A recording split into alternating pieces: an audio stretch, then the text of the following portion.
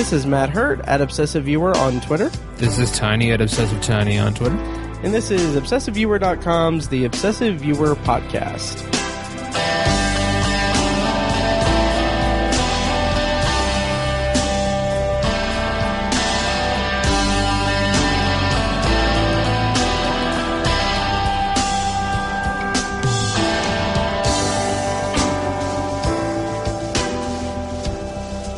And welcome to The Obsessive Viewer. We're a weekly movie and TV podcast that covers a specific topic, be it genre, trope, movie, or show, each episode. You can find more of our work at ObsessiveViewer.com, and you can also like us on Facebook and join the Facebook group at Facebook.com/TheObsessiveViewer. And this week, of course, our sponsor is Horror Movie Yearbook, a film or a horror movie podcast that takes several different horror movies from a specific year and reviews them and contextualizes their discussion with the current events of the year and the main events of that year of release. You can find them at HM Yearbook on Twitter and at horrormovieyearbook.com. And also, special shout out to our listener, friend of the show, Curtis, who just recently became a Patreon subscriber on Patreon, which you can do at patreon.com/obsessiveviewer. So he's the one. He is the fifth. Oh, wow. He's the five. Yeah. Wow. We are slowly but surely getting up there. Nice. But no, yeah, he was very, very kind enough to, he's the one that won the shirt. Right. Yep. So he was kind enough to become a patron, which of course, if you want to become a patron, that gets you access to a special, RSS feed that is going to be filled with commentary tracks that I'll be recording in random intervals and releasing at my leisure. Right now you can listen to my commentary track for Jingle All the Way, as well as I just recently released a commentary track for I Love You Man, which is a lot of me just going, that was funny. That is a great movie. So yeah, it is very good. It is a very good movie. Yeah. But yeah, check that out. Go to patreon.com/obsessiveviewer. So Tiny, how's it going? It's going good. Good. So last week or last time on the podcast, we selected Amazon Prime movies to discuss for each other. Mm-hmm. And then Netflix is like, oh, hey, here's a Cloverfield movie. Right. So we are adjusting a little bit. So we will have our Prime Selections episode next week. I'll be talking about Conspiracy, and Tiny will be talking about Marjorie Prime, both available on Amazon Prime. But this week on the podcast, we are going to be reviewing the Netflix original movie that was purchased by Paramount for a reported like $50 million is what I'm seeing. And it's the third entry in the Cloverfield, I don't want to say franchise. And we'll get into this when we get into the review. But the Cloverfield brand, that it was just a very interesting way to release a movie. And we'll talk about that a little more here in just a second. But Tiny, anything else new? Anything you want to... No. Okay. No, sweet. Nothing cool. Nothing... Sweet. I'm boring. Yeah, I mean, you're married, so... I'm an adult. Married people are boring. Yes. Yeah. Not really. That's okay. Not all married people are boring. I paid money to go to the state fairgrounds for a home show. That's like adulting, hardcore. We bought deck furniture. There's no coming back from that Amish. Yet. We bought deck furniture from Amish people. Wow. First of all, white. Second of all, old. Jesus. Yeah. I mean, I wasn't going to say it, but... Yeah. My God. Yeah, so I retract my apology. I'm super glad to be single. Yeah. So anyway. Thirdly, I'm really excited about it. So, Jesus. Yeah. And then circle back to old. Oh, wow. Yeah. Yeah. Well, while you're buying furniture and stuff at the fairgrounds, I'm living my best single life. Right. Eating ramen and watching ER at night. Anyway, I'd love to watch ER. Oh my, it's so good. Yeah. Ooh, I can check in and say that nice. Paige, my wife, on a whim, just started watching The Wire. I was nothing against Paige, but I was so surprised when you said that because that does not seem like a Paige show. I know. I mean, she does like detective stuff and like mysteries, especially like murder mysteries and stuff like that. And so I guess I should have put two and two together, but I just thought it was, it's The Wire so much more than that. Yeah. I don't necessarily consider it that, but it, on a certain level, it is kind of a crime mystery about drugs and murder and stuff. And so she's digging the hell out of it. Nice. Yeah, she likes the procedural side of it, and she likes everything else too. But she's loving it. We're on the third season already. Are you serious? Yeah, we're flying through it. My God. She's watching a little bit of it without me. Oh, okay. Of the first 24 episodes, I probably missed like 3 or 4 of them. Wow. So when's the divorce papers coming? No, it's fine. I told her to watch it without me because Nice. But yeah, she's loving it, and I'm enjoying the hell out of like almost rediscovering the show because it's been a good 5+ years. That's what surprised me when you were telling me about it. Yeah, I didn't realize you hadn't seen it again. Like, is this your second or third time going through it? Third time through. That's what I thought. Yeah, first time watching the remastered version too. Oh, nice. How do you like it? Looks great, right? I didn't necessarily think that like the show needed that or anything, because the show is, notorious or famous for being a little bit gritty. Yeah. And that's part of its charm and all that stuff, and nothing wrong with it. But I don't want to say that the remastered version took away some of that grit, because, I mean, it did, but it's like, it's not like some polished, pretty show now. Like, it's still a very, low budget, all about the art kind of show. It's still, it didn't lose anything. I'll put it that way. It only added to the appeal of the show, in my opinion. So it looks phenomenal. Nice. I totally agree. Like, I bought it on Blu-ray after having it on DVD and having HBO Go that has the remastered versions. Yeah. But I'm still like, yep, I want to own this on Blu-ray. Yeah, I don't blame you. Yeah. So. Which makes me wonder, what's the status on the Shield remaster? Because I want to say a couple years ago, Sean Ryan was like, "Hey, we're remastering the Shield." Okay, nice. I didn't even know about that. Yeah, so he had announced a while ago. He's like, "Yeah, we're doing a 4K remaster of the Shield." Wow! And this was a while ago, and apparently in December, he said Sony is on Season 5 of the S.H.I.E.L.D. 4K conversion and should complete the series by March. How quickly that results in streaming and DVD options is TBD. Wow. So, yeah, that'll be very interesting to see. That'll be interesting. Yeah. Totally. So I think it'd be even more awesome if they just threw it all on the FX app. Oh, yeah. I wish that app was more... better. Oh, yeah. Because they'll have a season of a show or whatever, like the most recent episodes of shows, but they don't have, it's not like HBO Go. Yeah, and that's kind of the same way with like Hulu does that a lot. That's what I'll bring up for Potpourri. Anyway, so I wish that, and I wish that it was more user friendly, I guess, because I used to watch the Simpsons world on that, which just has every episode ever of The Simpsons. Right. And it just was kind of a chore because, I would have to manually change the episode. I couldn't just autoplay the episode. Huh. And, so the interface is cool, but it's just not to my liking. Right, it's not there yet.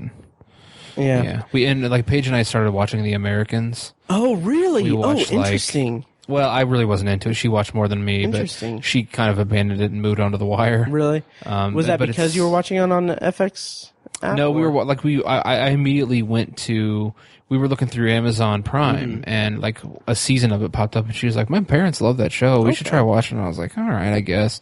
And so I went to the FX app, and it's they had the most recent season. Oh, okay. Which I think season 4 or 5 maybe. Yeah. And so I was like, well, this is kind of dumb, but thankfully, I'm pretty sure it's Amazon has all the seasons, so that's how we were watching it. But, okay, and you couldn't get into it? No, I was into it a little. I got into it. I just wasn't that into it, I guess. Okay, I'll put it that way. I wasn't excited about watching it. Sure, yeah. That's surprising because it seems like it's kind of right up your alley. Yeah, but I remember that I brought it up in our episode where we did abandoned TV shows. Mm-hmm. And one of the reasons why I didn't connect with it that much is that every single episode had to have some contrived, like, hand-to-hand combat scene. Yeah. It's just like, it felt so out of place. Like, we need to action it up. And it just it detracted from my enjoyment of it. But anyway. Yeah. So we're going to be reviewing the Cloverfield Paradox today. But before we do that, I do have a couple news things to bring up. Mm-hmm. One is something that Tiny apparently has not been made aware of. I am not aware. Yeah, so it was announced that let me pull up the actual article. Okay, I'll read the first sentence of this. Okay. I'll read the opening paragraph of this CBS News thing. Winter is coming to a galaxy far, far away. The creators of the hit series Game of Thrones, David Benioff and D.B. Weiss, are writing and producing a mysterious new series of Star Wars movies for Lucasfilm. And that's pretty much all the information we have. It's not going to be related to the Skywalker saga or the... let's see. It will be separate from the Skywalker saga and the new trilogy being planned by Rian Johnson. Wow. So what do you think of that? I mean, on the surface, like, if you had told me years ago about that, I'd be like, holy shit, I'd be freaking out. But I feel like it's almost like Star Wars has too much going on right now. Mm-hmm. There's too much. Like, two movie releases in 6 months, because Solo is coming out in May. So it's like, and then, like, there's all this Rian Johnson trilogy talk, and I was like, man, there's a lot going on. And now this? That's just, I mean, it's not that I'm not excited about it or that doesn't sound like an awesome combination. It totally does. It's just like, there's too much awesome stuff to get excited about. Right. Like, it's like, I don't know what to compare it to, but it's like, they're just like, they have the hype train full steam ahead. And they keep adding cars to it. And it's just like, at some point, this is untenable. Right. I don't know. Maybe they'll pull it off. They are basically the god of companies, entertainment companies. I'm curious about it. I'm not, like, I was more excited to know what your reaction would be upon hearing it than I am for actually it. Just because, like, okay, Rian Johnson movies are going to be standalone movies that are not connected to the Star Wars saga or the Skywalker saga. So I'm thinking, like, okay, well, maybe that'll take the place of the trilogy, like, episode movies. And then my thought is, okay, so are they abandoning the anthology movies and they're just going to do, like, 1 year is Rian Johnson's movie, 1 year is D.B. Weiss and David Benioff's standalone things? So yeah, I think part of it is also that, okay, you can say, like, okay, Marvel makes, like, they map out their stuff. They set up release dates, titles, and everything, and people get excited for that because you think, oh shit, the Black Panther's coming out in like 4 years. We're gonna see him in Civil War, and it's like, oh, Captain Marvel, like right now, as we are right now on the cusp of, we're a week away from Black Panther and a handful of months away from Infinity War, and I am extremely excited for Captain Marvel because I'm excited for Brie Larson to be in the role and everything. And like with this, it's like, okay, I don't know anything about what Rian Johnson's doing with his trilogy. I don't know anything about what D.B. Weiss and David Benioff are doing. I don't really know anything enough to be excited about it. Right. But there was something kind of tangentially related to that I saw a headline that annoyed me because a lot of the reaction to this is like, okay, it's like, oh, another, like, oh, white men in Star Wars. Like, they're not like a minority or like people of color or women directors or anything. Yeah. And it's like, I remember hearing, like, when, have you seen the trailer for A Wrinkle in Time? No. Okay, it's Ava DuVernay's movie based on the book. Very cool, like, visually, like, stunning. Like, the trailer, like, I'm really excited for the movie. And, like, I remember, like, hearing a podcast talk about it, it's like this, like seeing this trailer makes that podcaster want her to do a Star Wars movie. And like ever since I saw the trailer, I was like, yeah, she would be amazing in it, in Star Wars. But like, okay, so I saw this headline that kind of annoyed me because, like, I agree. First of all, I agree. Yeah, there should be, you know, diversity behind the scenes of Star Wars. Like, that's a no-brainer. There's a lot of talented, like, female and minority directors that should, you know, have a shot at the biggest franchise in the world. But the headline that I read felt a little bothersome to me because it was like, is Lucasfilm secretly hiring people of color and women to direct Star Wars movies? And I'm like, up. yeah. So it's like the premise of the article is that like, okay, they've announced these projects, but are they actually also? Because like it's an unconfirmed source said like, yeah, they've got like a couple women directors keyed up for certain projects and stuff, but it's like it bothers me because okay, first of all, from a PR perspective, yeah, it's a problem if they're not doing like if they're not diversifying the talent behind the scenes and everything. If they're not handing the projects over to people like a more diverse creative team and everything. But to like say like, well, are they secretly doing this? Like it feels like they're like fanboys like, okay, well maybe that's not a problem, guys. Yeah, that's horseshit. Yeah. That's silly. Yeah. It kind of annoyed me, but that doesn't the lack of diversity or whatever doesn't bother me that much because the person at the helm of the franchise is a woman. That's true. Yeah, Kathleen Kennedy. Yeah, and then like the three of the leads in the franchise now, one's Hispanic, one's a woman, one's a black guy. True. I mean, it just doesn't, and like it's not that I don't care about diversity, but it's like who's the director you mentioned that a minute ago? Ava DuVernay. Okay, I'm not really familiar with her. She did she either produced or directed the documentary 13th. Okay, yeah. She also did Selma, or was it Selma? Yeah. Okay. Those were good movies. Yeah. Like that's great, and yeah, okay. If she, like, if I'm looking at her versus D.B. Weiss and David Benioff, sorry, I'm going with D.B. Weiss and David Benioff because I know them and they have sci-fi fantasy background. Or if Ryan Johnson, sorry, over her. I'm going with Ryan Johnson over her because again, sci-fi, and so like it's not that. I don't know, like if they're talking about the next like big action movie and they're looking at like Catherine Bigelow versus McG. I want Catherine Bigelow because she's a better director than McG. Or, you know, like I would totally. It's about who's better for the job. It's about merit rather than you know. And so, you're right. There is a lot of diversity in the Star Wars universe now. Right. I just, God damn it, I have like angry flashes to PopCon like 2 years ago, right before Force Awakens came out. There was this old just dick who was like just standing around our booth and like he was like talking to me for an extended period of time, talking about how it's ridiculous how like I remember that. Yeah, like literally. Yeah, like this is not an exaggeration at all. He was like, yeah, well, you know, that elementary show, now they have Watson as a woman, a Chinese woman. Yeah. And then now they've got a black Jedi and they've got a woman at the as the lead in Star Wars. And I just think that's stupid. Like he was like legitimately like a caricature. Right. Like I was just like, get the fuck away. Yeah. He was like the personification of an alt-right chat room. Yeah, exactly. Yeah.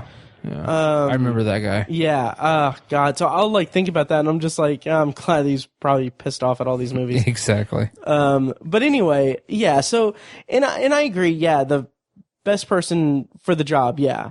But also, it just seems like it's more of a boys' club. Yeah, that's totally true. Yeah, absolutely. Yeah, but anyway, so is all directing jobs though. Right, it's automatically which is club. A widespread problem, of course. Not to. Well, and you know we're starting to see there's a lot of great women directors out there. Yeah. Oh yeah. So yeah. So hopefully I can't think of their names at the moment, which is again a problem. Sure, but no, Catherine Bigelow. Yeah, Catherine Bigelow, and then Patty Jenkins Wonder Woman. Yeah. I couldn't think of her name. Yeah, I had trouble too.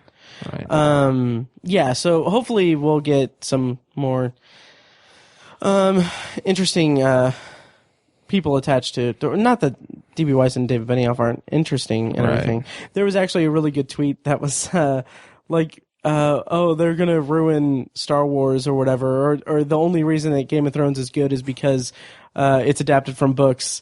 Oh God! And like the tweet said something to the effect of, to those people that are saying that, go watch The Dark Tower and some other like really terrible adaptation, and tell me that it doesn't take talent to adapt adapt something. No kidding. Yeah, and I got a chuckle out of that. I liked it, but I didn't retweet it because it would have been too painful. Yeah, and like I've been saying for years with Game of Thrones, I think the show's better than the books. Yeah. So, which is, it's like, in my opinion, that's how I feel about it, but that's opposite of the cliche. Right. Because, the cliche is, the books are always better, but I like the show better, so that's just me. Totally. But yeah, so I don't remember where I was going with that, but. You're fine. Yeah. Yeah. That's huge news, though. Then get into Star Wars. I mean, this sounds nuts, but Star Wars is just peaking like a son of a bitch right now. I would rather see them do a Dark Tower show. Oh my God, dude, that would be so amazing. For HBO. You can even wait till 2020 when Game of Thrones is done and take some time off and chill and take a bath on your money and stuff. Yeah. But I'd rather see them do a Dark Tower show or something. Me too. Yeah. Even, like, I would probably be more interested in it if they were doing, like, a Star Wars TV show. Yeah. As opposed to a movie series. Like, I think that they would be really good at, doing, obviously, a TV show. Disney could kick off their app, their streaming app, with a D.B. Weiss and David Benioff Star Wars show. Right. That'd be cool. That would be cool. I'd be more excited about that. Yeah. But again, it's not that I'm not excited. It's just, it's like I have to manage my excitement because it's like, because there's just so much stuff. It's all hype. It's all to the 10th degree, and it's Yeah. Speaking of excitement and everything, though, the Solo trailer. Yes. What did you think of that? I dug it. I mean, I really did. It looks like it's going to be a pretty simple movie, like Rogue One. Like it's not super complicated with all this history and all this stuff. And I mean, Rogue One obviously has history in it, but I'm just saying, it's going to be, it's not going to be wrapped up in as much hype, I don't think. I guess it will, because I mean, in the context of Star Wars, because, obviously the episode movies get get even more hype than like Rogue One did, or I think maybe this will. I don't know. It just seemed like kind of a simpler, gritty, more filtered kind of movie. And it looks, honestly, my favorite thing is just that Donald Glover is playing Lando Calrissian. Like I could not. That is perfect. Like there's no other person I would want to play the shots that. of him in it's like, that is. I can't wait to see that. Yeah. Oh yeah. That's my favorite. Like, oh yeah, it's a Han Solo movie, whatever. Right. Donald Glover playing Lando Calrissian. I want to see that. Yes. Make a Lando movie with him. Right. I'd be even more excited if it was. Yeah, if it was that. Yeah. So. Like, and the internet went crazy for that. Like, the internet loves Donald Glover as Lando. And like I saw a tweet or something like, imagine being Alden. I can't remember how to pronounce his last name, but the actor playing Han Solo, and just like all of like, it's like, this is like a big moment, and then all anyone can talk about is Donald Glover as Lando. That's hilarious. Yeah. So I'm looking forward to it. Yeah, I think visually it looks like it'll look interesting. Like it has kind of that similar kind of color palette that like Rogue One had, like that kind of dark, kind of lived in world. Yeah. And that I'm all about. I don't know. We'll see how it goes. Yeah, we'll see. But yeah, Lando. Yeah, and so before we get into our review of the Cloverfield Paradox, what'd you think of the Super Bowl, the ads, all that? Super Bowl, pretty exciting game, first of all. Eagles soared over the... Fly, Eagles, fly. Yeah, their first franchise win ever. That's pretty cool. Oh, good job. So yeah, the game The game is cool. The ads were pretty good. Tide Stole the Night. Those were so damn funny. Nice. I don't remember any of them. Oh, you didn't see any of them? Yeah. Yeah, it was like... I was only paying attention to the trailers, to be honest. Basically, they would start an ad that seems like, oh, this is an ad, like it's an old lady playing tennis. She's just like, oh, my back. Oh, man, my back's hurting. And then dude from Stranger Things comes into the screen. And yeah. David Harbour. Like, David Harbour. And he's like, but look how white her clothes are. It's a Tide ad. And then it would cut, and that's it. It was like, and they do like two of those together, and it was just hilarious. Nice. Those were killer. And then the Michelob ad with Chris Pratt. I don't remember that one. Really? Okay, so there were two of them, and I think a lot of people missed the second one. Okay. So the first one was hilarious. It was like Chris Pratt was like training for like to be the big lead in a Michelob commercial. Okay. So he's literally like, they show him like with his shirt off, like trying to get ripped, and then like he's at a gym and he has this little barbell that's like that he's tilting with his fingers, like he's tilting a bottle of beer, and like he's like don't distract me, I'm getting ready for a big Michelob commercial, and he shows up on set and he's basically just an extra.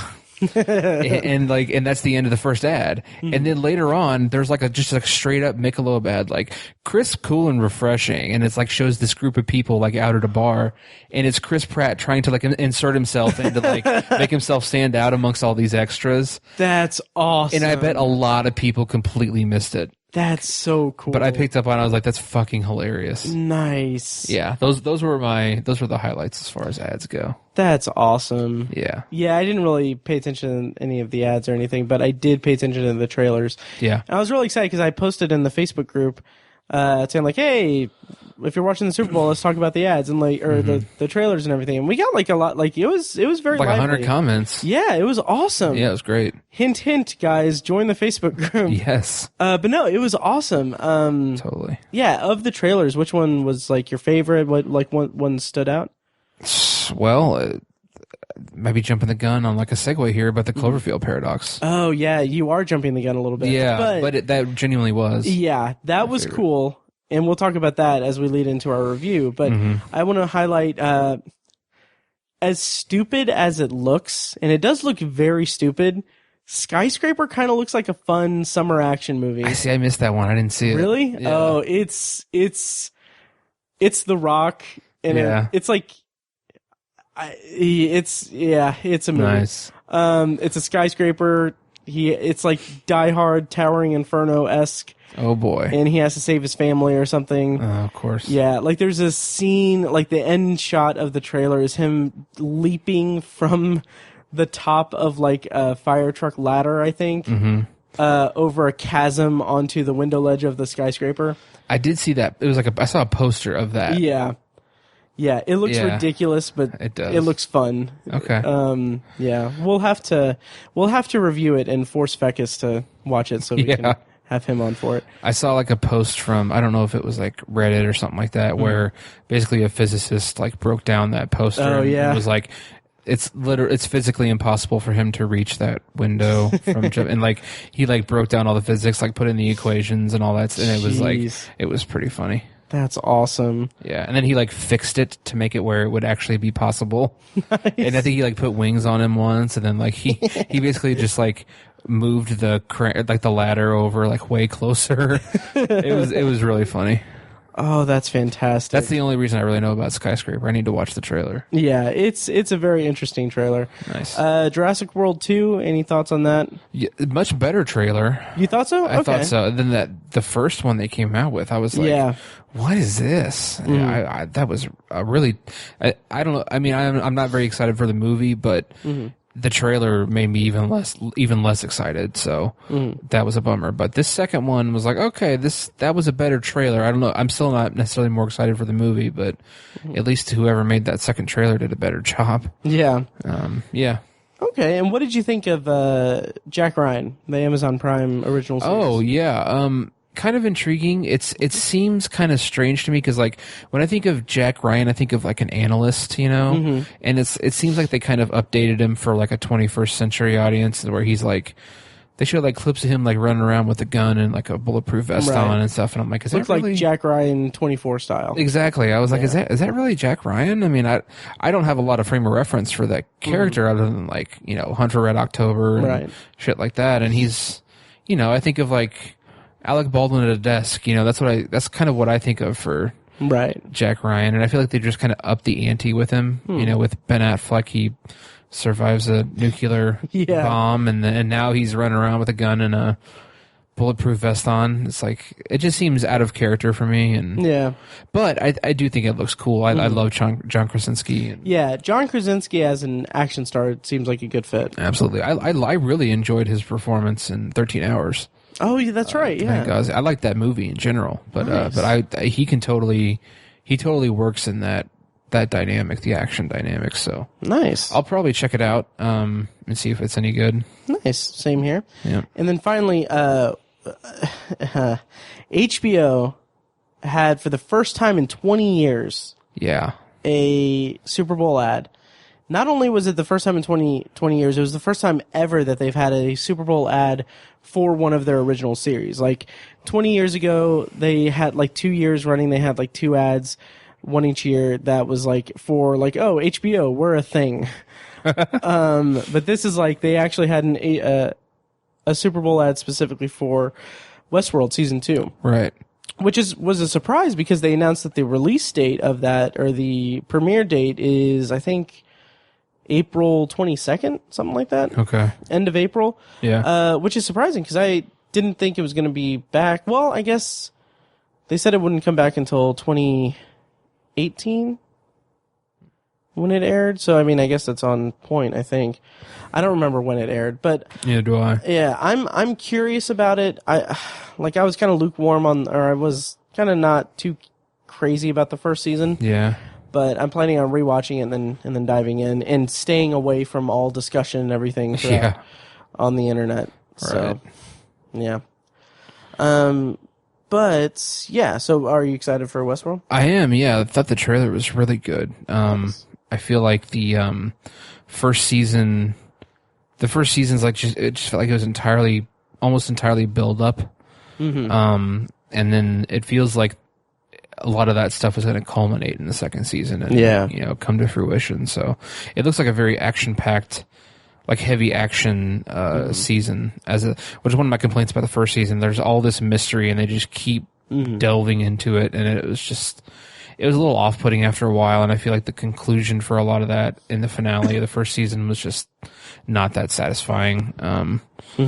Yeah, but this second season looks like it's very like all-out warfare kind of stuff. Yeah. So it should be cool. Interesting. Yeah. Yeah, totally.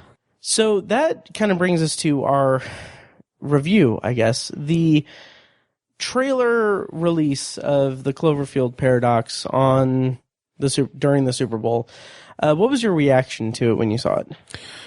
Just kind of shock. You know, I just wasn't expecting a Cloverfield movie anytime soon. I figured it was going to be. I don't know. I feel like the kind of marketing strategy they had for the second movie was kind of something they were just trying out for that movie specifically, and like I didn't think that was going to be part of the franchise or trilogy or whatever. And so now that it's happened, I was like, of course that's what they were going to do. That makes so much more sense. And I just love that it was you know, like a Netflix movie, and it's like it's just so cool how they used marketing for this movie and how it was so unconventional, and it was exciting. It was different, you know? Yeah. And to kind of, put into context this is the third movie of the Cloverfield brand. I'm calling it brand. We'll talk about that in a little bit, but, I'm calling it brand, and essentially started with 2008's Cloverfield, which was a found footage monster movie produced by J.J. Abrams, directed by, I think, Drew Goddard. I think Matt Reeves might have directed it, and I think Drew Goddard wrote it. I have the DVD right here. Yeah. It was directed by Matt Reeves and written by Drew Goddard. But yeah, that came as a surprise to everyone also, because in the theater, like, I remember seeing the trailer in the theater, and it was like when the trailer was announced and everything for the original Cloverfield, it didn't even have like a name on it. It just said Right. like the release date. It was like 8808 or Right. 1808 or something like that. And so it was like there was this mystery around it and everything, and it had all of these kind of viral marketing things that went on up to the lead up to the release to hype it up and everything. And then fast forward to a couple years ago, Super Bowl, the Super Bowl ad for 10 Cloverfield Lane blew everyone away because it was the first announcement of the movie at all. Mm-hmm. And it's like, oh, hey, here's this movie. It's called 10 Cloverfield Lane, coming out in about 6 weeks. And that was it. Like, and I remember I put it on my list, on my top 10 list for that year. I think it was 2015 or I think it was 2015. Or maybe 16, I don't know. But anyway, I put it on my list specifically because it was a great movie, but also because there was a movie on this list that I had no idea was even on the radar. Like when I started the year. So it's just, I love that feeling. It's cool. Yeah. And then now we have the Cloverfield Paradox, which was announced as this was the boldest thing. They showed the trailer during the Super Bowl, and then the campaign of it was that they were dropping it on Netflix immediately after the game. Mm-hmm. Like, that's the thing that I kind of keep focusing on as being just a fascinating thing. The kind of behind the scenes of it, though, is kind of a bummer. Because I was aware of this movie. It was originally called The God Particle. It was kind of announced when 10 Cloverfield Lane was out, and they were saying like, oh, this is going to be the next Cloverfield movie. We're going to shoot it in the fall, blah, blah, blah. So it was shot and done, and then kind of went off the schedule, like was off everyone's radar for a while. Yeah. Yeah. So over the last like month or so, there's been rumors that there were production problems and that they were going to just unceremoniously drop it somewhere, or they were going to release it as a limited release in theaters or something. And then there were rumors in the lead up to the Super Bowl that was like, oh, well, now the rumor is that Netflix is going to buy it and just post it as a Netflix movie. So there are some kind of behind the scenes issues there because they didn't know exactly what to do with it. But what they did with it, I thought was a genius move of marketing. Regardless of how you feel about the movie, the idea of Netflix spending like, how much do Super Bowl ads run? Like, it's like 1 million, 2 million. The first child, I don't know. Yeah, it's like a couple million for 30 seconds. Yeah, I mean, them spending that and getting the first trailer footage, everything about this movie in front of a bunch of people's eyes, and then releasing it immediately after the Super Bowl ends. Like, that's an incredible marketing strategy. And like while I was firing up the movie after the Super Bowl, all I kept thinking was, what does this mean for like the future? Because and specifically about network TV. So like NBC airs the Super Bowl, and each year the end of the Super Bowl, the episode, the time slot after the Super Bowl is a coveted time slot for television on NBC. Yeah. So this year was a very pivotal episode of This Is Us. Which, have you watched that show at all, Tiny? I've seen an episode or two. Okay, yeah, I have too. I didn't really like it, but I've kind of kept up with like what's going on in it, and like reading about this episode, it's like I kind of want to get back into it, right? Or get into it for starters. But anyway, that's neither here nor there. Mm-hmm. But the point is that it is a very. Do the networks change each year? It does hop around a lot. Okay, because I was wondering, because I remember like. I don't think 24 had a after Super Bowl episode, but like there were other shows. Anyway, yeah.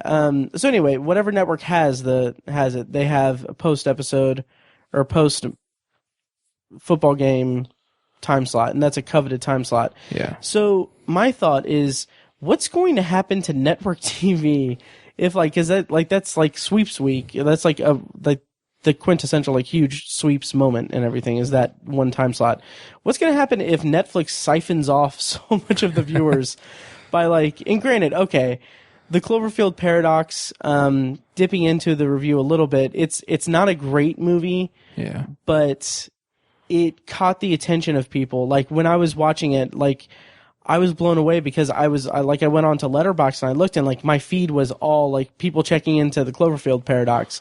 Social media was going crazy over it because of the marketing strategy. So my thought is, what's going to happen to what's going to happen if if next year or a year or two after that, if Netflix is like, oh, here's the new season of Stranger Things right after the Super Bowl, like people will go insane. Yeah, totally. And like, I would be kind of shitting my pants if I was a network executive, because this is like their thing. Like their big ratings thing is the Super Bowl.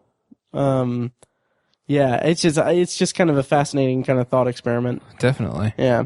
So let's get into our review of the Cloverfield Paradox. First of all, Tiny, real quick, Cloverfield and 10 Cloverfield Lane. What'd you think? Oh, I really dig both those movies. I feel like Cloverfield came out. That's when I feel like that's when found footage was at its peak. And I feel like found footage was still good back then. It's completely played out now. Yeah. Even especially from like a horror aspect, it is just done. Like it needs to stop. I'm not saying that subgenre is completely. There's nothing more it can offer. I don't know. I wouldn't go that far. Right. But I feel like it needs to go away. It mostly has. I think there's not really. I can't think of any major releases in the last 2 or 3 years that were found footage. Anyways, but I feel like that is one of the best examples of found footage is Cloverfield, and I think it's just a cool movie. I enjoyed the heck out of it when it first came out, and I've watched it a few times since. I think it's a really good movie. And then 10 Cloverfield Lane was just. What's so great about the whole franchise is that it's just so diverse, and it's not, it doesn't fit into a box, and like all 3 movies are so distinctly different from one another. It's completely unique in that regard. And so I love how the first movie is just so on the nose and very, like you know what, like you understand the dynamic completely. It's about, it's a monster movie. Just happens to be a unique storytelling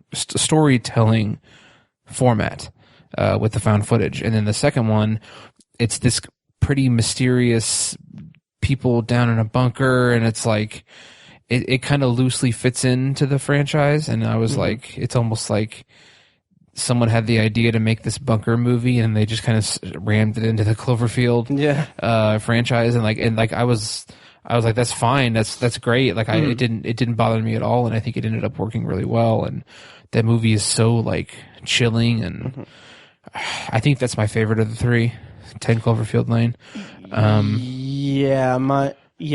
It's kind of a toss up between the first 2. Cause I mean, same here. They're, like I said, they're just so different. Apples to oranges kind of thing. But yeah, I don't know if I'd have to say 10 Cloverfield Lane is my favorite, but yeah, it's just crazy how different the movies are from one another, but they're still a trilogy or a franchise together. It's so cool. I really enjoyed the first 2, quite a bit. Nice. And yeah, I'm right there with you. When 10 Cloverfield Lane came out, I was very excited about it just because I loved the idea of them not making a continuation of the Cloverfield story, but having this air of mystery and having this brand that's just Cloverfield. Like it was referred to as a blood relative of the original.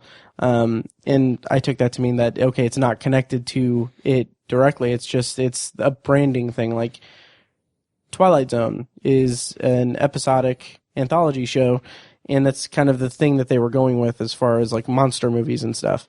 And I love the first one so much. I really adore that movie. I remember reading, like I was part of the hype when it was coming out, but like I remember reading how J.J. Abrams was on a trip to Japan or something, and he, like, the genesis of the Cloverfield idea was that he realized that like America and American cinema doesn't have like a Godzilla monster. So he wanted to kind of create that. And at the time, like I was all for like, man, they could make like a whole bunch of like Cloverfield versus Mecha Cloverfield. Like they could have done that. Yeah. But hindsight, like I'm very pleased with how they handled it because it's all like a brand, like a different. It's a brand rather than a franchise. It's different types of genre filmmaking with the Cloverfield like idea and title. So it's not connected or anything. And we'll talk about that after the review because I have some soapboxes to get on. But yeah, so that's how we felt about Cloverfield and 10 Cloverfield Lane. The Cloverfield Paradox, according to IMDb, the plot description is, orbiting a planet on the brink of war, scientists test a device to solve an energy crisis and end up face-to-face with a dark alternate reality. So this movie has a very interesting cast. The lead, Ava, is played by, I'm going to butcher her name. I did it on my anthology bonus review and everything. Gugu Mambatha-Raw, and it also has David Oyelowo, Daniel Bruhl, Chris O'Dowd, and a bunch of other people. So it's so we heard about this movie Sunday night, right? And we saw it Sunday night, 3 hours before it came out. Yeah. And now it's Wednesday night, and we're talking about it. Tiny, what were your overall thoughts? And what was your expectations going into the Cloverfield Paradox? Man, overall, I did enjoy it. I enjoyed it a lot, but I feel like I have to kind of separate two different things because as far as the way it fits into the franchise or the trilogy, whatever you want to call it, I kind of love it. I kind of love the way they fit it in, and I love the way it folds into the other movies and explains the other movies to an extent. I just think it's super. It was super clever how they played out this whole franchise over the last decade, and I think it was in the scope and scale of the franchise. I love what they did, but then looking at it as an individual movie, it was okay. Yeah. There's a lot of issues with it. It definitely needed some editing in the writing. The script needed some editing. It was a little sloppy here and there, and the plot's kind of drags here, and then it kind of goes a little too quickly with this part, and it's a little bit. I don't want to say all over the place, but it kind of loses its way as far as the plot goes and the story and stuff like that. So it's a little bit messy, but I was so satisfied and happy with the way it fit into the franchise that I kind of overlooked those other things. Okay. And I'm glad you mentioned the cast because I love the cast. I was so surprised. Yeah. Like I remember seeing the trailer, and the trailer is very, very cutty and very flashy and very quick, and you don't get to see a lot really necessarily. But I remember like they showed a shot of the cast, and I was like, "Is that Daniel Bruhl? They had Daniel Bruhl in this movie? That's crazy."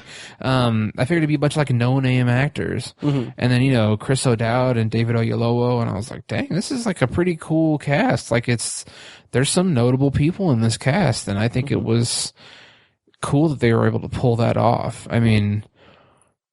Yeah, it's interesting that like the first movie had essentially nobody in it really. Yeah. And then the second movie has like what I would consider a legend. John Goodman is like one of my favorite actors. I think he's incredible.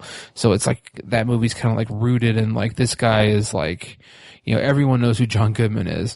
Right. And then this movie is kind of like these kind of like hot, I would say like hot actors. Like you see them and you're like, something shoots off in your brain like, oh, I remember seeing them, and I remember seeing that guy in Selma, and like, I remember seeing her in Black Mirror, and oh, that's a guy from the IT Crowd and from Bridesmaids and stuff like that. So it's like a very, like right now hot to kind of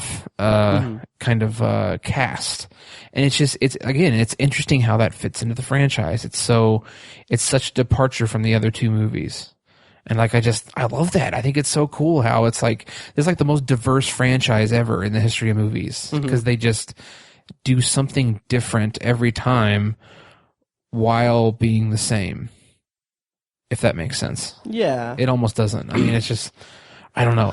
I'm so excited that they did this and like how they did it. And like, I feel like this movie is so much more than just the movie itself. It's more than just a movie about a cast of people in space trying to create this new source of energy. You know what I'm saying? Like that's it, on the scale and on the whole of what this movie is. That's just one small part of it. And that one small part was just okay.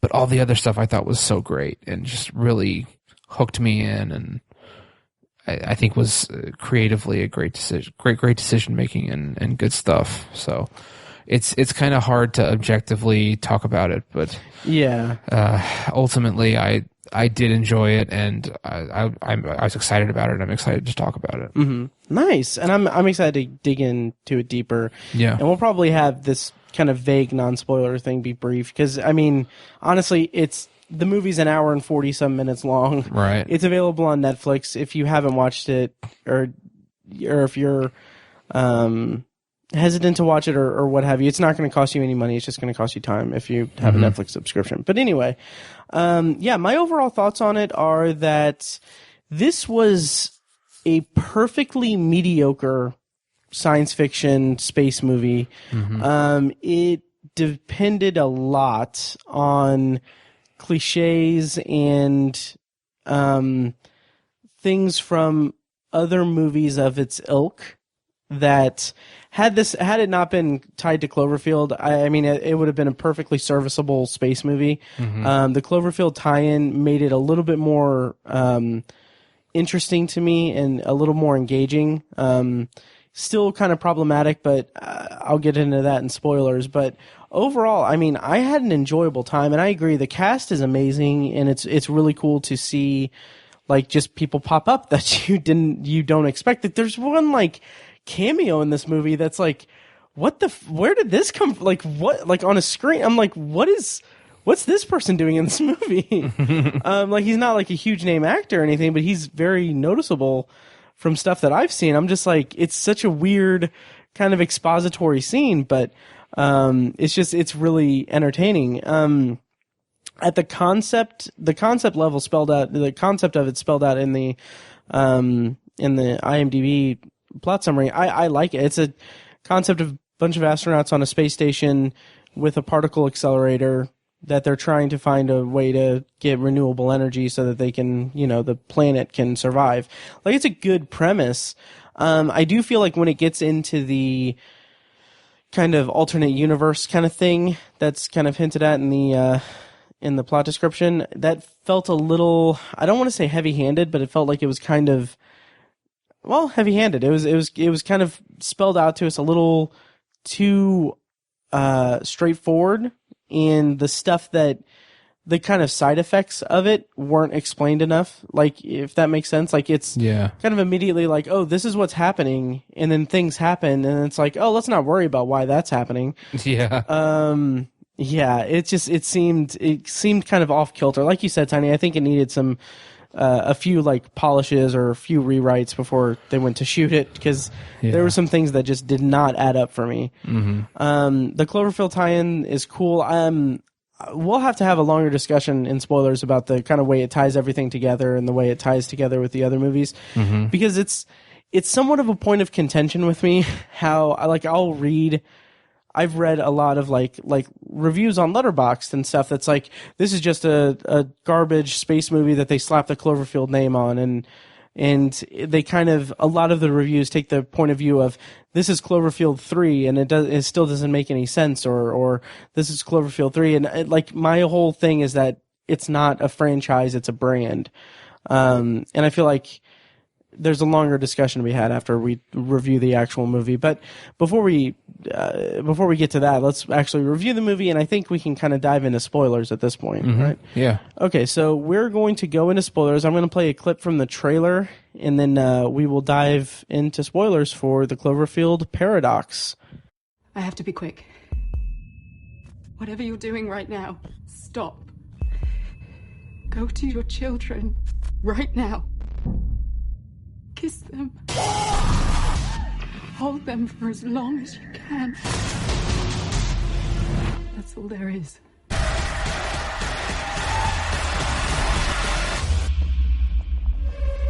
Right now.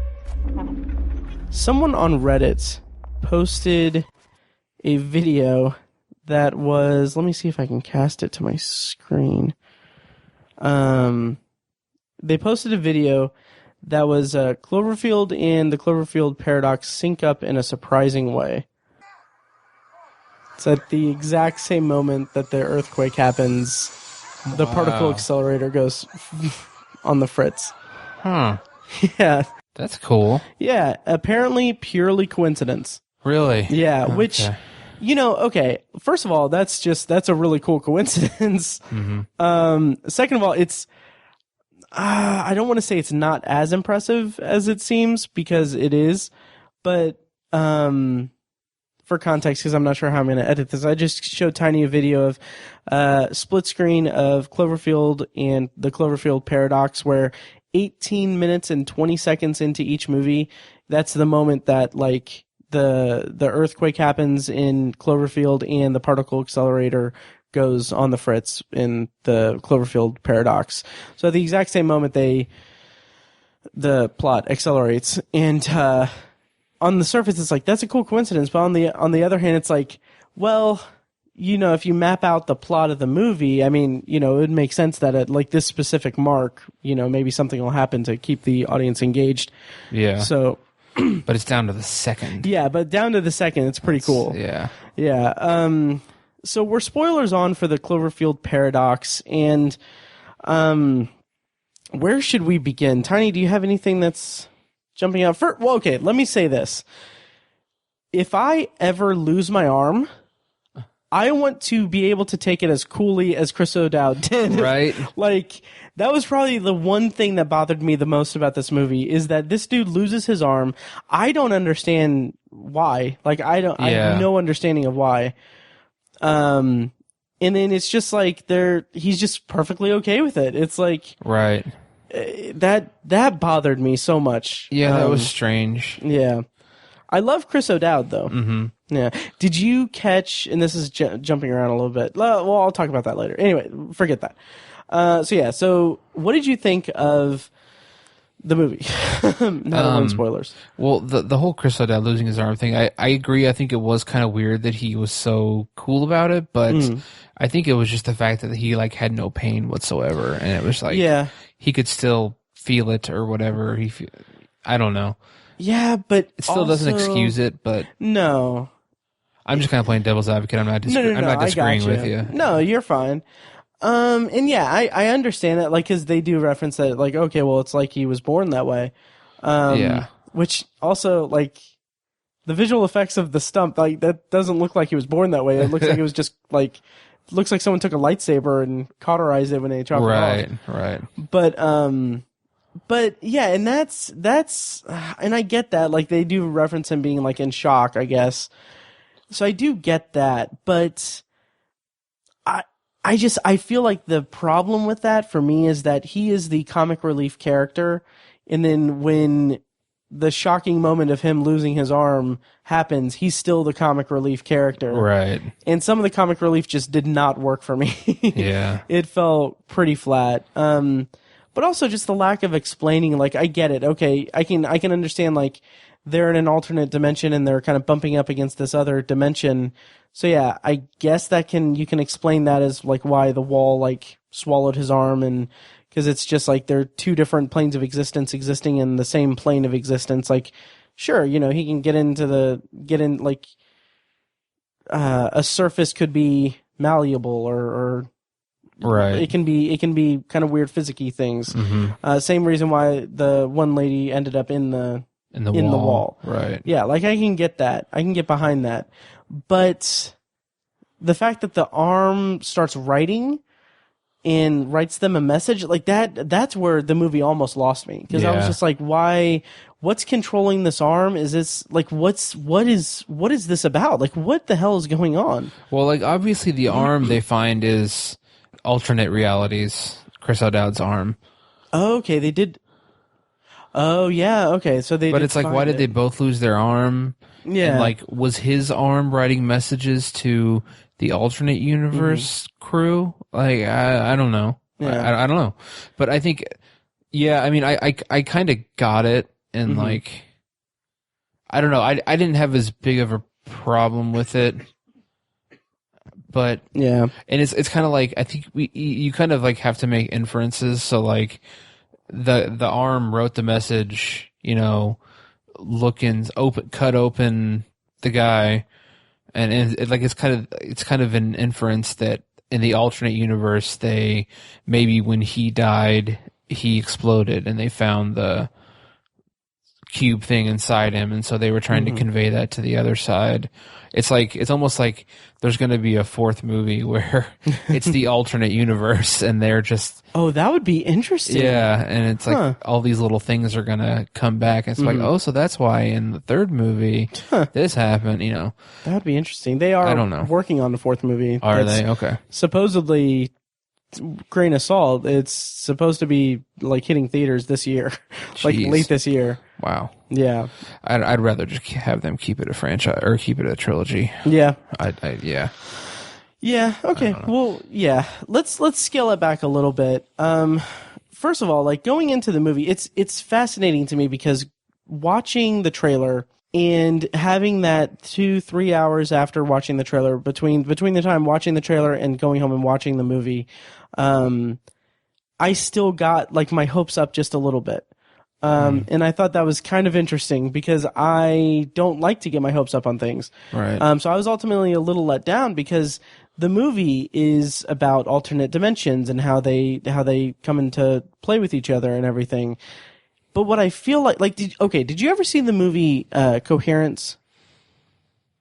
I believe so. What is that? Okay, that movie is about a group of friends who meet at like a cabin or something, or they have like a poker night or something, like a game night, some kind of event where it's a group of friends at a secluded location and a comet passes overhead, and then some weird stuff happens where there are two different timelines, or there are like two different universes converging on one. So they are basically at the whim or playing mind games with this alternate version of themselves. And so it's a very good like science fiction movie, and it's very Primer-esque in the way that it's a little convoluted, but it's the best kind of science fiction, that it's thought provoking and it makes you it commands your attention a lot. So going into this movie, I thought, okay, well, there's going to be like an alternate dimension. Like maybe there's something, like there's going to be some like weird, like mind-boggling kind of thing. But what we got was this movie that's half them on the space station just experiencing weird shit at the whim of weird shit. And then a subplot with Ava's husband on Earth kind of reacting to this these strange occurrences of these monsters and stuff, which I'm kind of back and forth about the Earth subplot. What did you think of it? I was entirely against it. Oh, really? I thought it was just completely ruined the pacing and everything, and I think it just kind of it threw a wrench in how the story played out. I guess it was just I don't think it was necessary. I think it would make sense to have that final shot where their escape capsule is coming down to Earth and then the monster pops up. Yeah. That's all you needed on Earth, as far as I'm concerned. Like, I don't think, and I think the whole thing where I don't remember the character's name. The black actress. Ava. Ava, thank Yeah. you. How she lost her kids and everything, and that's she's in the alternate universe she's gonna stay and all that, and like that was all. I just didn't care. Like again, I don't think it was necessary. I don't think it. And I mean, ultimately, like she didn't even end up staying in the alternate universe, and so like Right. it was almost like a red herring. It was just unnecessary, and I feel like you could have used that time much more wisely and had a much more tethered plot and than that. I think it was. I guess it made her character a little more deep and all that, but I didn't care enough about the character to really need that much depth to her. That's interesting because that's one part of the movie that I actually connected with a little bit. Okay. Specifically Ava's backstory with her kids and everything, and how the kind of emotional crux of the movie is that she wants to go back, or she wants to stay so that she can, save her kids from dying. And like and the reason why that was effective for me was that was really the only emotional anchor for the audience at all. Michael on Earth, her husband on Earth, with the little girl, felt like just a subplot that it felt like a B plot for a TV episode. And it didn't really connect with me really at all. And what I was left thinking was that, okay, this movie apes, certain space movies. Like, it is very derivative of Alien, Sunshine, which itself was derivative of Alien to an extent, but it did it in a way, in a story that was told its own thing and had its own messages and meanings and statements and everything. But this just felt like an amalgamation of so many different like space cliches and space station like isolated movies. Kind of thrown together. And one of the big failings of it is that I feel like the character of Ava is the only one that's given really any dimension. And part of the reason is because they spent so much time with Michael on Earth, and I feel like they could have excised that entire subplot, given a half an hour of screen time toward, developing the other characters on the space station and developing the other characters. Like, we get, like, Daniel Bruhl and the scientist. I don't remember what she's her like the role was. The Asian woman? Yeah, the Asian woman. I don't remember the what engineer. her role was. Yeah, the engineer. Yeah. Like, they have a romantic relationship, I guess. Yeah. Yeah, it was weird. Yeah, and then, like, his counterpart in the other universe was a spy or was a saboteur, but right. You're only seeing one side of this two universes thing. And I mean, that's an interesting concept because sure, I mean, we have this one person from the other universe who is, knows all of these people, but they don't know her at all. And like, that's an interesting kind of wrinkle to bring into this. But also it's like, it would be more interesting if we had like, both perspectives. Yeah. A little bit better, and the time to develop the characters within each perspective. Like the moment where the captain takes Daniel Bruhl and locks him away. Yeah. Like at that moment where he's like, I saw your communications and everything, I was like I was lost. Like I didn't know, like it took me a while to realize, like, oh, because he's reading the communications from the alternate universe. Right. But it didn't connect with me from a plot perspective. Yeah. In that regard. It was jumbled. Yeah. Yeah. Yeah. What did you think of like kind of the action sequences or the visual effects part of it? It was fairly standard. I don't think any of it really jumped out or stood out to me. I do think I was very like squeamish and unsettled where in the scene where like Jensen, they found Jensen in the wall. Like that was like a horror movie, freaked me out. She's like, it's like her body apparated like in Harry Potter, but apparated like with tubes going through her body Right. and conduit and stuff going. I was like, holy crap, that's just so. It was just so unsettling, I guess.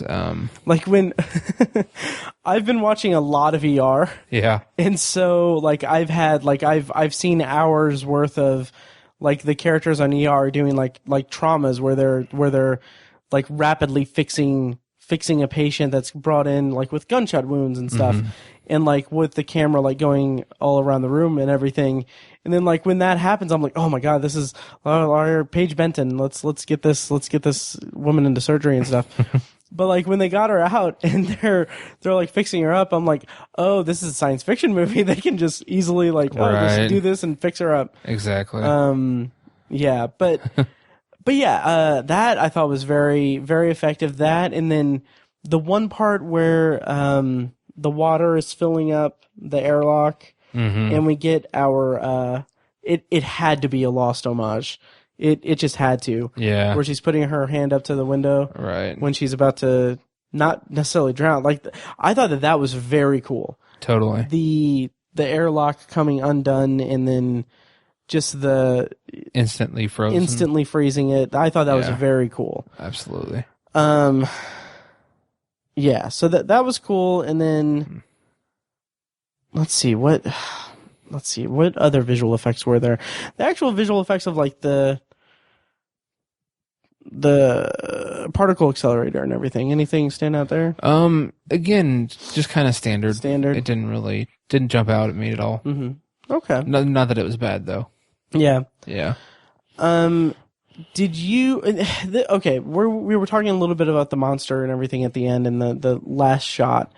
I was let down by that because, like, okay, and I'll get into my rant on my soapbox and everything in a moment, but the trailer said like 10 years ago, Cloverfield, now, tonight, find out what happened or why it happened. And like, I guess can lead into us talking a little bit about the kind of ramifications for all the movies and how they interconnect and everything, if they do. But I guess the implication is that, you know, what they did in the Cloverfield Paradox unleashed monsters over across different universes. And the original Cloverfield is like, oh, that's one of ours.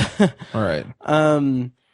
But what I was really hoping for, is if they were going to connect it, if they were going to make it all interconnected and make it make more sense as a franchise rather than a brand, is that I don't know if you remember this from the original Cloverfield, but at the end of the movie, when they show the kind of the frame story of the original Cloverfield, which I thought that was such a brilliant framing device, having the tape cut out to the kind of the male lead and his romantic interest, their like day after they hook up, where they go to Coney Island or something, and so the end of the movie is them on a Ferris wheel.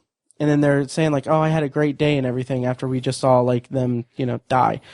But in the background, you see something crash down into the water. Right. Yeah, and so I was so certain that this movie was going to like lead up to that. Yeah. Like, judging from that trailer, I thought, okay, we're going to see what crashes down because this is a space movie. Yeah. And the trailer just told us that it's telling us why it happened. But they didn't do that. They went for the big budget kind of like monster effect, which was cool. Yeah. But I felt a little bit let down by that, but I'll talk more when I get on my soapbox. But how did you feel about the connection to Cloverfield, I guess, and Cloverfield as a concept? I kind of loved it, frankly. That's my favorite part of all of it, is that I think this, I don't know if I'd call this a retconning, but it does tie all three of them together for me. And how do you feel like that it does? Because I have some because I feel like the particle accelerator was successful and it was so much energy and so powerful that it ripped holes through space and time, and that's what in different universes, and so that's what it let in the Toadash monsters. Yeah. That's the other podcast, man. Yeah, Tower Junkies. Anyway, go ahead. But yeah, so it ripped holes through space and time, and so even though, like, I feel like all three movies are in different alternate universes, and so the first Cloverfield movie, the earthquake, quote unquote, when the attack on New York City first started, that was a result of the particle accelerator malfunctioning in the Cloverfield Paradox. Okay, yeah. Right. And same thing in the second movie. It's the event that caused John Goodman to go down into his bunker was created by that same thing. So that's what ties them all together in my book, and that's why I think it makes it a tight trilogy that all links together. And I feel like I'm not too thrilled about the idea of a fourth movie, to be honest. But we'll see what it remains to be seen. But sure. But yeah, I loved the way that ties together, and then all three movies had this clever marketing gimmick to them, and then I love how they're all like three completely different genres. The first one's like a monster movie. Second one is almost like a noirish drama. It's like an isolated, like right. Saw-esque type thing. Yeah, and then the third one's like this pretty hard sci-fi, or it's more of a soft sci-fi. Yeah. Sci-fi movie, space sci-fi movie. So there's all three of them are distinctly different genres, but they can be so linked together so well and so understandably. It's just they're all suspenseful and science fiction based. Right. As a franchise, I just love that. I really just I can't think of any other trilogies that are like that. Yeah, I really can't either. Completely different genres and just different movies like that, but they're all linked together. I can't think of anything. Yeah, I can't. I was going to say, because these aren't linked together, but the Cornetto trilogy. Yeah, that's true. Yeah. But they're all comedies, and you know. But they all play. Yeah. Yeah, and one's sci-fi, one's action, one's horror. That's true. Right. But yeah, they're all comedies as well. That'd be probably the closest example. Right. And I kind of feel like, do we have anything more to say really about the movie? Yeah, I'm not sure what else I would have to say about it. Yeah, it's funny because I own Cloverfield on DVD. I own 10 Cloverfield Lane on Blu-ray, and now I have the Cloverfield Paradox on Netflix. Right. That's true. Yeah. Different formats. Yeah, so I think that I would, in terms of rating the movie or giving kind of final thoughts on the movie, the Cloverfield Paradox, which by the way, we didn't talk about Donald Logue's like cameo appearance. That was such an exposition dump. Yeah, it was. But it was kind of a delight because I like him as an actor, and I like his kind of like crazy conspiracy theory character.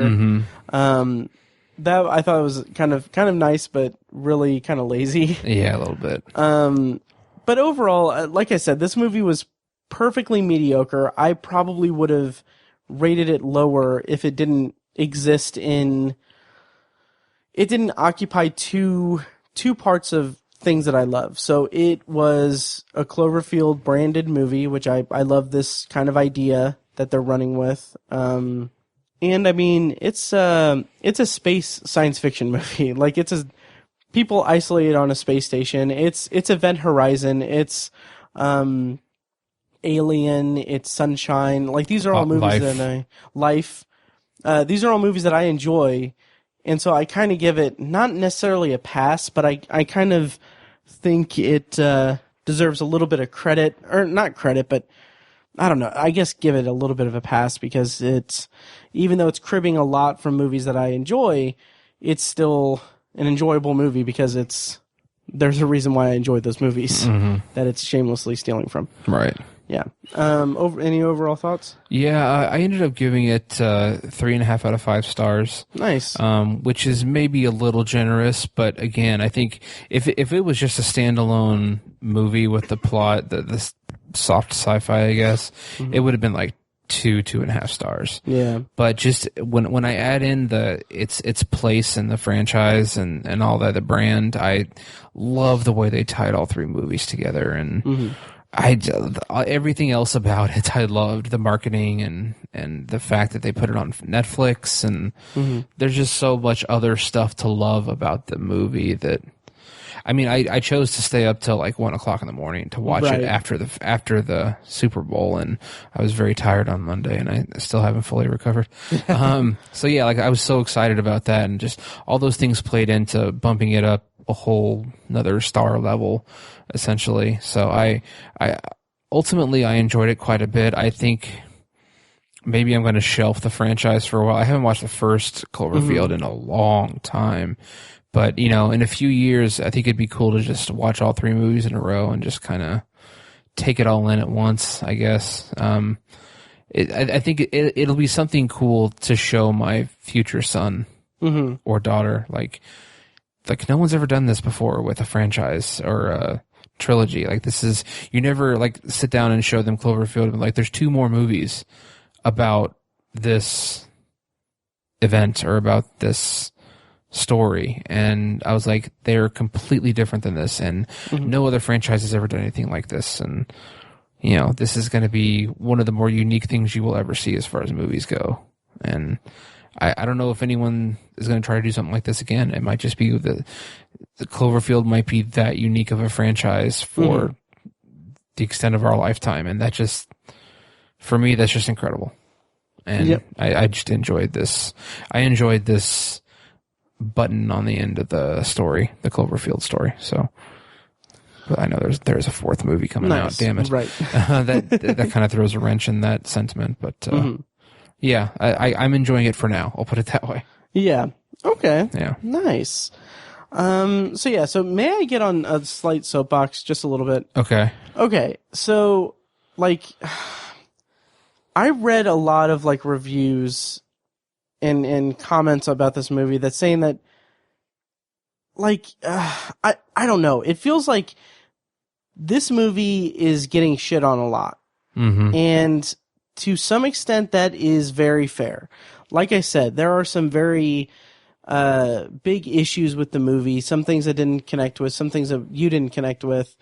And kind of overall, it's kind of a standard kind of science fiction movie.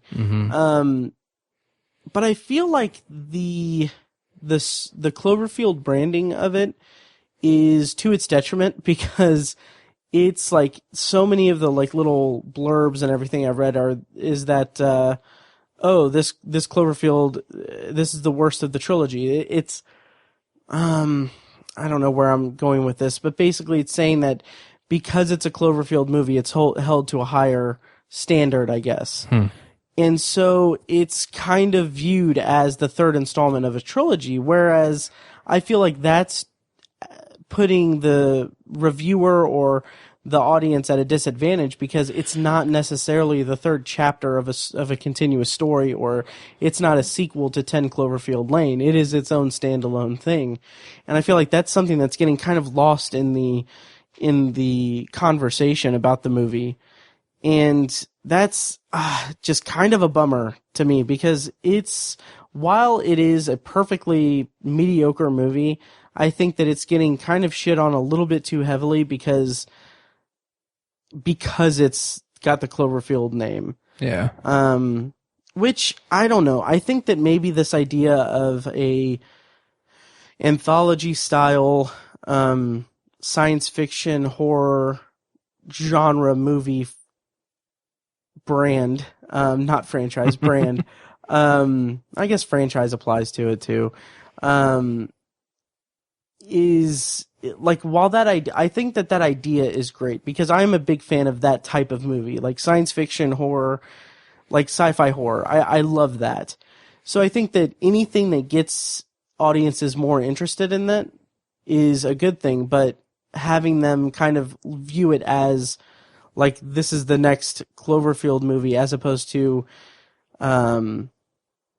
so it's going to have ramifications for the rest of the Cloverfield movies, or it's going to tie in more closely to the other ones. I know that I'm kind of second guessing myself or contradicting myself, because I was kind of expecting the end of the movie to be that shot to tie into the first movie, but it just kind of feels kind of a shame that people are kind of viewing it as the third movie in a franchise rather than the third movie in a brand of movie, or the third. I don't know. Am I making any sense? Yeah, people are kind of looking at it as more of a conclusion than another entry. Yeah. Yeah. Which that's kind of how I'm looking at it, as more of a the third movie in a trilogy as opposed to the third entry in a franchise. Gotcha. But yeah, that doesn't tarnish. That actually enhances my enjoyment of it, not tarnish my opinion of it. Interesting. And see, you're in the minority there, right? Because absolutely. I think a lot of people were pissed off that. Yeah, it was just like, oh, they slapped Cloverfield on it, and like the kind of subtext of what I read was that, oh, they're ruining the Cloverfield name by slapping this on an unrelated movie. It's like, okay, well, that's the best way to do that. Like, it's even if it's a subpar movie, like that's the same thing that they did with 10 Cloverfield Lane. That movie was originally called Valencia, or no, that was the code name for it. I think the original name was The Cellar, and they polished it up and made it connected to Cloverfield, and like it by itself is a very strong narrative and very strong movie, and it works. Like I would love that I love that as a concept. Like, you know, get an original screenplay, turn it around a little bit to tie it into Cloverfield a little bit and get it off the ground. This could probably be counted as a failure on that, just because it wasn't as strong of a script as 10 Cloverfield Lane or even Cloverfield was. But like I said, the emotional part of it, the whole thing with the kids kind of worked for me, but the other stuff just didn't. Gotcha. But, yeah. So anyway, that's my light soapbox there, but yeah. Okay. So yeah, let us know what you thought of the Cloverfield Paradox. I keep wanting to say 10 Cloverfield Lane. And we're going to kind of dive into our Potpourri section to end the podcast. So Potpourri, for our first-time listeners, is the section of the podcast where we talk about whatever we want, anything we're looking forward to, anything that we've watched lately, anything we want as long as it smells good. So Tiny, I think I'm going to bring up two things probably. Okay, I just have one. Okay, so I will get us kicked off as soon as I pick what... Oh, that's what I'm going to bring up. Okay, so Tiny, have you watched... The Good Place at all? No. Okay, have you heard about it? I think so. Is that Kristen Bell and Ted Danson? Yeah. I haven't watched any of it, but I'm vaguely familiar with it. Okay, so the first season is available in its entirety on Netflix. Okay. And it just recently finished its second season. I think it airs on NBC. So it is executive produced by Michael Schur. I think that, who he played Mose in The Office. Right. And he also is, you know, a very prolific television writer. I think, co-created Brooklyn Nine-Nine, as well as wrote for The Office and Parks and Rec. Yeah. So he's a big name. So this show is about a woman played by Kristen Bell who dies and goes to the afterlife. So the afterlife is separated into the good place and the bad place. So the good place is for people who are incredibly, like, just good people, salt of the earth, like, or not salt of the earth, but like giving people who are very, like, charity driven and just very obnoxiously good people.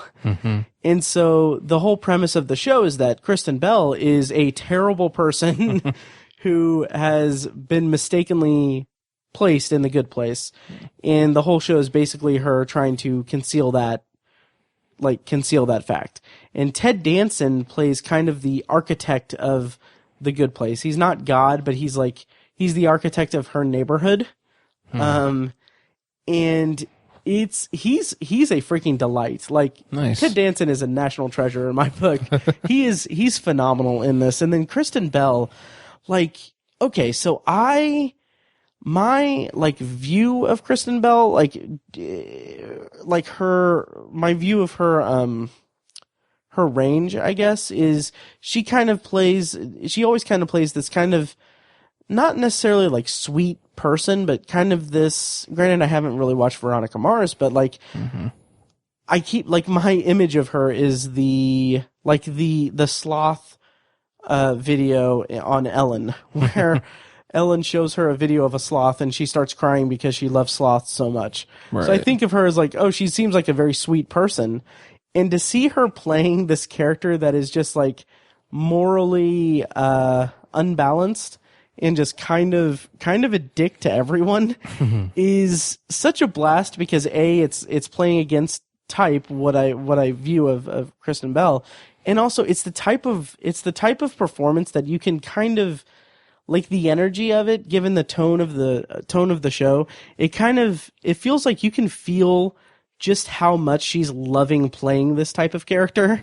So it's really great. It's kind of this great like anti-hero kind of story in this silly sitcom series about the afterlife. It's a very weird thing, but as the season progresses, there's so much just really, really interesting twists and turns that it takes, and there's some very interesting like guest appearances and concepts that are brought up later in the season that I had such a blast watching it. It was a lot of fun. Nice. And yeah, like I said, the first season is on Netflix, and then the second season just wrapped up. It's funny you mentioned the FX app earlier because I was so floored by the end of the season. Like I was so ready to watch more of The Good Place that I was like, okay, well, it's not available on Hulu, so Hulu only has like the last like 4 or 5 episodes. So I was like, I don't really feel like going through less than legal channels to download the episodes. I don't feel like buying the episodes if they're going to end up on Netflix. Plus, I'm broke. So I was kind of like, you know what? I'm going to download the NBC app and just watch it on there using my mom's login ID and everything because I don't have a cable subscription like that. I wonder if I would work on that since it's NBC. But anyway, Yeah. So I started watching it and it's like, man, they do not make it easy. Like, first of all, I think the episode was an hour-long episode, but like there were little notches on the screen that showed like, I mean, there would have been an ad every probably 4 to 5 minutes, and I was just like, I'm not about that life. And then ever since I got to the Hulu no ads, I'm just above that. Yeah. So I was just like, it was just really spotty in terms of like buffering and stuff. So it was borderline unwatchable. So I'm going to have to find a way to get the rest of the episodes because I'm really digging The Good Place. Nice. Yeah. And it also inspired me to seeing Ted Danson play because he plays this character who is like so inherently good. Like he's good natured, but he's dealing with these little crises that are popping up. Mm-hmm. So his reaction to it is like, it's this very interesting way to play the character in which he's just kind of I don't know how to characterize it. He's just a blast to watch because he is so good natured, but his energy is so up because he's so stressed out. But it's like he's so good-natured, he doesn't understand how to be stressed out and angry about things. Interesting. So it's such a fun kind of role for him to play. So I highly recommend it. It's only like 11 or 12 episodes, and it's half-hour comedy. I mean, you can breeze right through it. It's a blast. Cool. Yeah, and that's A Good Place. And Tiny, what's your potpourri? I wanted to talk about Mother, the latest Darren Aronofsky movie. I watched it by myself. Paige was not interested at all in it. So, I ended up liking the movie. It would not have made my top 10, definitely. Possibly an honorable mention. I'm not sure. But I ended up liking the movie. It's just, it was such a quirky movie that it's hard to like really love it and like, fully get behind it, I guess. It's such a high concept movie. There's this pretty on the nose allegory going on, and it's like it's on the nose, but to see it play out, you're just not exactly sure what's going to happen next. And it's like the last 30 minutes are just so intense and so so creative from a compartmentalized standpoint. Like it's crazy. Like you understand what allegory they're going for, but to see it conducted on the scale that it's conducted in is so fascinating, and it's kind of unpredictable, even though it's like you understand the progression of what's supposed to happen next, but you don't know how they're going to represent those concepts and those dynamics that you know are coming. It's kind of hard to explain. It's allegory is always so strange, but I like I said, I liked it. I mean, but it's hard to like because it's so unsettling, and it's so dark and prophetic, and it's dark and it's hard, and it's hard to watch, and it's disturbing, and like you kind of feel guilty sometimes, and I completely understand the backlash to it because like it paints a really terrible picture of religion, and so I understand why religious people were very upset by it. Of course, I don't necessarily disagree with the ideas and stances that the movie kind of expresses. I think it was fairly apt in that regard, but it's just incredible how the progression of the story. I was pretty blown away by it, and like I think you said that like it's going to sit with me for a while, because like again there are some very disturbing moments, and it's such an odd. It's kind of odd that Darren Aronofsky made that movie, and like he was so, he just kind of. I read some of the trivia about it and some interviews and stuff. He wrote the first draft of the movie in like 5 days, and it just like came to him in a rush. And I'm like, it's just funny because that it's such an obvious allegorical story to tell. Like there's this whole biblical allegory to the whole thing, and it's so obvious, and like it's the most famous story in the world. But it's just crazy how he was so passionate about it that he was able to get it out of himself in five days and turn it into this big controversial movie. It's just kind of, it's almost shocking that it's so controversial and that it's so, it's such extreme opinions about it, because it's like, it's like I said, it's the most famous story in the world, and it's kind of obvious, I guess I'd say. And it's just funny that, not funny, but, predictable that people reacted so strongly to it. Right. But I find it all fascinating, all the reaction to it, and just the movie itself was really fascinating. Okay. I enjoyed it quite a bit, but I don't know that it was good enough. Definitely not good enough for a top 10, maybe possibly an honorable mention. Okay. In retrospect. And that's fair. It's interesting because you kind of focus in on the biblical allegory, which is obviously, like you said, very on the nose and everything. I kind of viewed it as more as like a creator versus Mother Nature, and the creator's compulsion to create living beings that would disrupt this beautiful creation that he has made, that is in control of this woman, that is representative of Mother Nature. And we'll have a longer conversation just off mic about it, because I don't want to go into spoilers. But I do recognize that it's very on the nose and everything, and it's very clearly there's a passion to it that seems maybe a little bit rushed and everything, but it was still effective for me.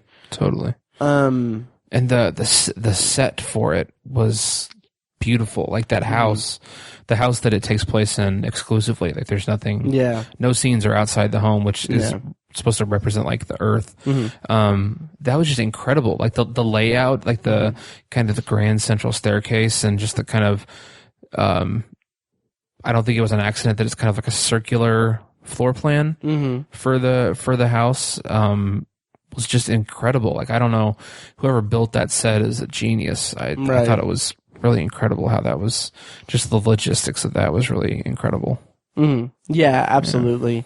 And I will say the kind of last 30 minutes that you referenced, I just think that in terms of what is accomplished just in camera, in that sequence. Like that whole, absolutely. Like I am just utterly just amazed by what was technically achieved in that sequence. And I found myself wondering how they did it. Yeah, a lot of the time. Oh yeah, and while a lot of the allegory was very much on the nose and very, obviously just kind of there, it kind of didn't work as well for me until that sequence and that tension escalated to that point. It was kind of the kind of culmination of the whole movie was in that full sequence, and I was really taken with it. Okay, cool. Yeah. I think that'll just about do it for us. Next week we'll do our Prime Selections episode, and then after that I think we'll do Black Panther. Okay. Yeah. Yeah.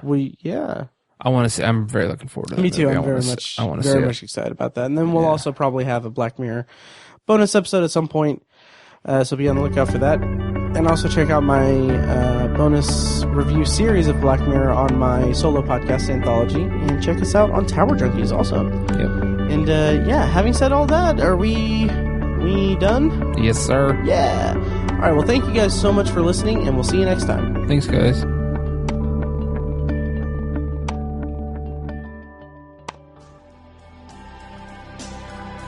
Thank you for listening to The Obsessive Viewer, presented by ObsessiveViewer.com. You can find more of our episodes at ovpodcast.com, and you can subscribe to the show on iTunes, Google Play, Stitcher, or anywhere else podcasts are found. If you'd like to support the show, the best and easiest way is to leave us a rating and a review on iTunes. More ratings and reviews means it'll be easier for people to find the show in the highly competitive film and TV podcast genre. It also provides us with valuable feedback on the show. If you'd like to donate to the podcast, you can make a one-time PayPal donation at obsessiveviewer.com/donate or become a patron at patreon.com/obsessiveviewer for recurring donations with different reward tiers. Every donation goes toward paying the fees to keep the podcast running and is greatly appreciated. For official Obsessive Viewer merch, including shirts, mugs, notebooks, phone cases, and more, visit our TeePublic store. You can also buy other great TeePublic designs in our store, and we'll get a small commission on the sale. You can find a link to the store in the show notes of this episode and at obsessiveviewer.com/donate. The Obsessive Viewer's theme song is An Eclipse of Events and is provided by Loudlike from their EP Mistakes We Must Make. You can find that and more great music from them on iTunes and like their Facebook page at facebook.com/loudlikemusic. Any and all feedback on the podcast is encouraged. We love to hear from you guys. You can contact us by emailing podcast@obsessiveviewer.com or by tweeting us at obsessiveviewer, at obsessivetiny, and at IamMikeWhite. You can also like us on Facebook and join the Facebook group at facebook.com/theobsessiveviewer, where you can take part in discussions and polls between episodes. For more podcast content, check out Anthology, Matt's solo podcast, where he's reviewing The Twilight Zone as a first-time viewer and exploring other classic and contemporary science fiction anthology TV shows. You can find Anthology at anthologypod.com and anywhere podcasts are found. For book lovers, you can check out our sister site at obsessivebooknerd.com for book reviews, author spotlights, and a general celebration of reading. Finally, if you're philosophically curious, check out Tiny's side project podcast, The Secular Perspective, which explores the concepts of faith, religion, and existence from the perspective of secular hosts Chad and Amanda. You can find that at thesecularperspective.com and subscribe to the podcast on the app of your choice. Once again, thank you so much for listening, and we'll see you next time.